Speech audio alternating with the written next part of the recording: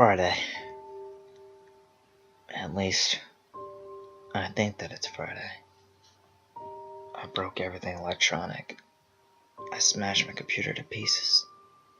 Every single thing on there could have been accessed by network access, or worse, altered. I'm a programmer. I know. Every little piece of information I gave out since this started, my name, my email, my location, none of it came back from outside until I gave it out. I've been going over and over what I wrote. I've been pacing back and forth, alternating between stark terror and overpowering disbelief. Sometimes I'm absolutely certain that some phantom entity is dead set on the simple goal of getting me to go outside. Back to the beginning.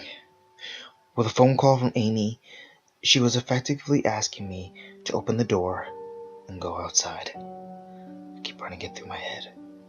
One point of view says I've acted like a madman, and this is all is the extreme convergence of probability. Never going outside at the right times by pure luck, never seeing another person by pure chance, getting some random nonsense email from some computer virus at just the right time. The other point of view says that extreme convergence of probability is the reason that whatever's out there hasn't gotten me already. I keep thinking, I never opened the window on the third floor. I never opened the front door until that incredibly stupid stunt with the hidden camera, after which I ran straight to my room and slammed the door. I haven't even opened my own solid door since I flung open the front door of the building. Whatever's out there, if anything's out there, never made an appearance in the building before I opened the front door. Maybe the reason why it wasn't in the building already is that it was elsewhere, getting everyone else.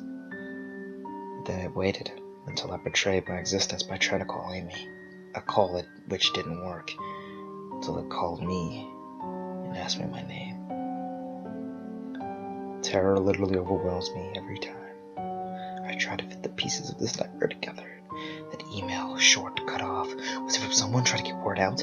Some friendly voice desperately trying to warn me before it came? Seeing with my own eyes, don't trust them. Exactly what I've been so suspicious of.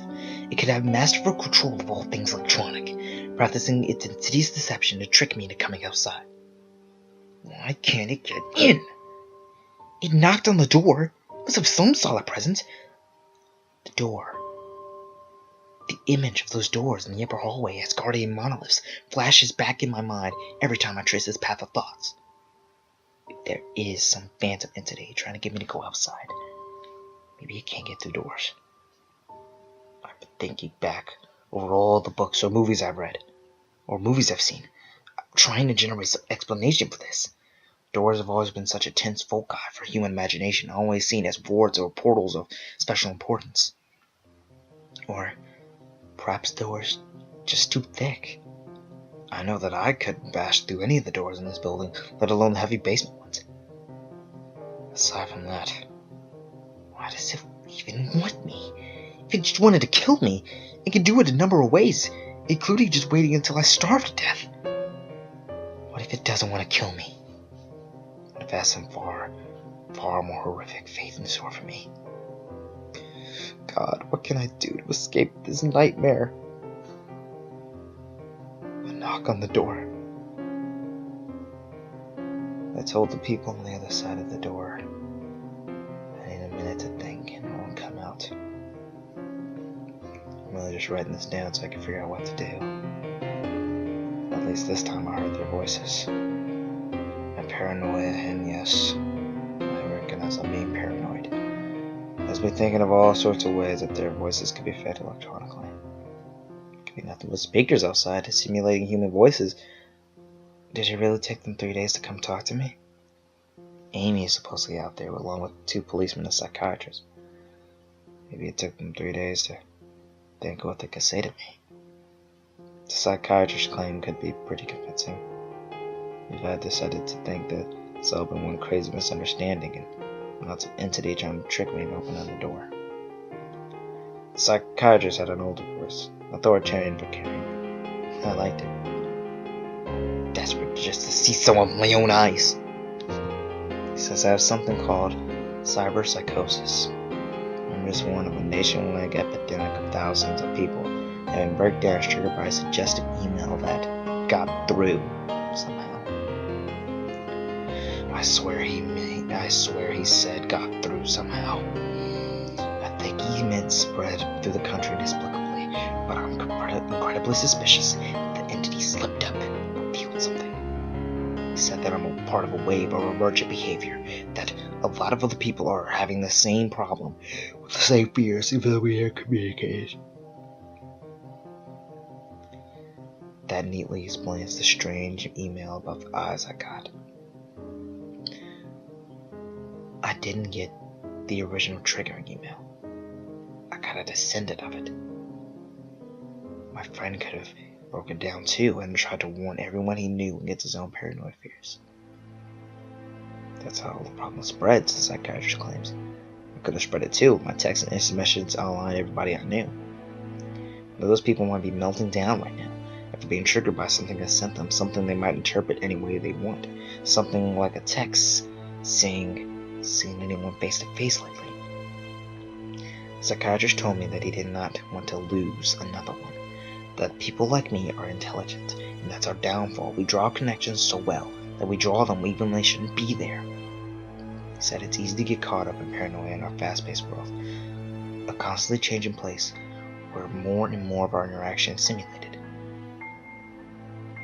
I have to give him one thing. It's a great explanation. It neatly explains everything. It perfectly explains everything. In fact, I have every reason to shake off this nightmarish fear that something or other, consciousness or being out there, wants me to open the door so it can capture me for some horrible fate worse than death. It would be foolish to, after hearing that explanation, to stay in here until I starve to death, just to spite the entity that might have gotten everyone else. It would be foolish to think that after hearing that explanation, I might be the only last person left alive in an empty world, hiding in my secure basement room, fighting some unthinkable deceptive entity just by refusing to be captured. The perfect explanation for every single strange thing I've seen or heard, and I have every reason in the world to let all my fears go and open the door. That's exactly why I'm not going to. How can I be sure? How can I know what's real and what's deception? All those damn things with their wires and signals that originate from some unseen origin, they're not real. I can't be sure. Signals through a camera, fake video, deceptive phone calls, emails, even the television line broken on the floor. How can I know what's real? It's just signals, waves, light. The door. It's bashing on the door. It's trying to get in.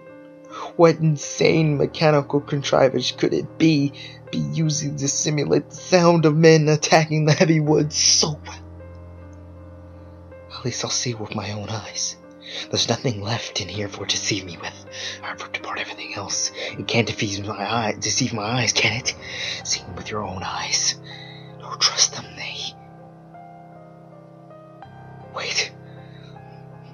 Wait. Was that desperate message telling me to trust my eyes?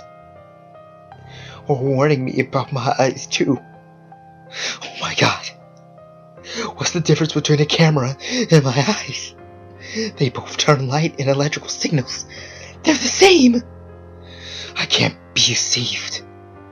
I have to be sure. I have to be sure.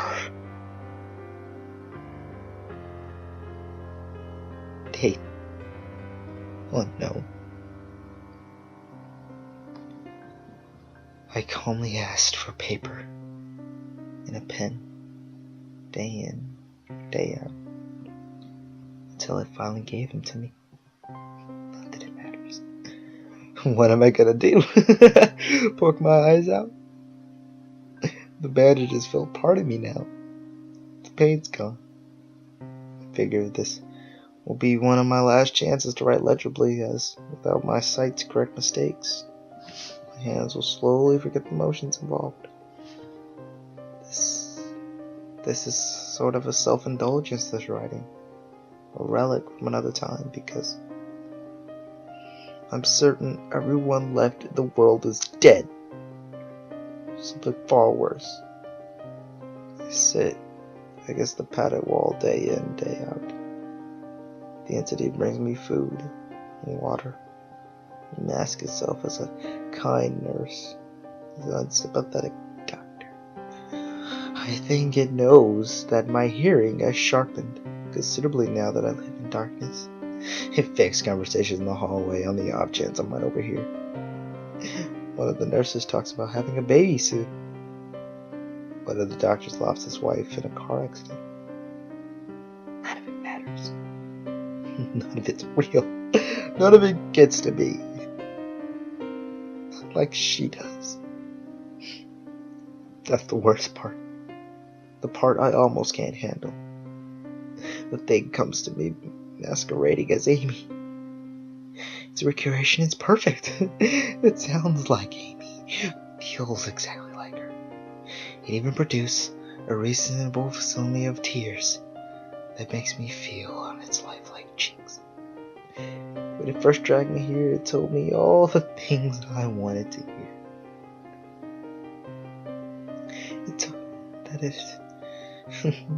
It told me that she loved me. That she always had loved me.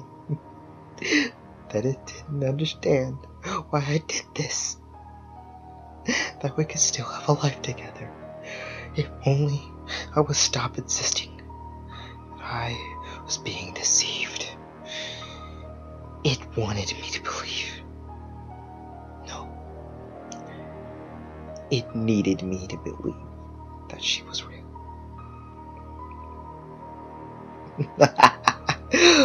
I almost fell for it. I really did. I doubted myself for the longest time, but in the end though, it was too perfect, too flawless, too real. The false Amy used to come every day, and then every week, and finally stopped coming altogether. But I don't think the entity will give up. No. I think the waiting game is just another one of its gambits.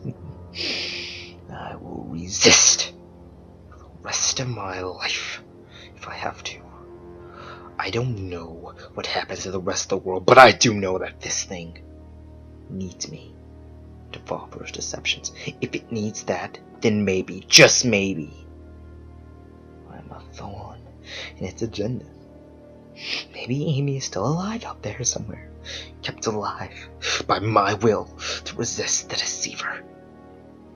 I hold on to that hope, rocking back and forth in my cell to pass the time. I will never give in. I will never break. Because I'm a hero. The doctor read the paper the patient had scribbled on. It was barely readable, written in the shaky script of one who could not see. He wanted to smile at the man's steadfast resolve, a reminder of the human will to survive. But he knew the patient was completely delusional. After all, a sane man would have fallen for the deception long ago. The doctor wanted to smile. He wanted to whisper words of encouragement to the delusional man. He wanted to scream. But the nerve filaments wrapped around his head and into his eyes made him do otherwise. His body went into the cell like a puppet and told the patient that once more that he was wrong and that there was no one trying to deceive him.